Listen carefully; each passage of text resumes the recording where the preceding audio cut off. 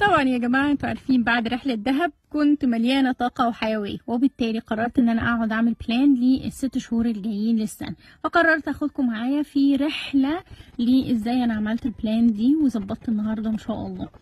طيب بدأت افكر ازاي اخرج كل اللي في بالي، وفكرت ان كل حاجة محتاجة اكتبها على الورق، وفعلا ده اللي حصل. بدأت اطلع كل حاجة في دماغي مكتوبة على الورق، كل حاجة كانت بتبقى الجوانب المختلفة. بدأت اكتب كل حاجة تحت في الورق، وحسيت ان انا دماغي فضيت بقى شوية كده، وبقى فيها روقان حبة كده.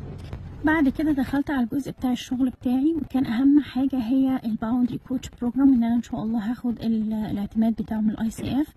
وبعد كده كان الويب سايت من الحاجات المهمه جدا اللي هتخلص ان شاء الله السنه دي. وبعد كده في خدمه جديده هقدمها هي الباوندري هاب، والباوندري هاب دي خدمه جديده هكلمكم عنها بعدين، والوان تو وان سيشن، وبعد كده البوستز اللي انا كنت عايزه اعملها.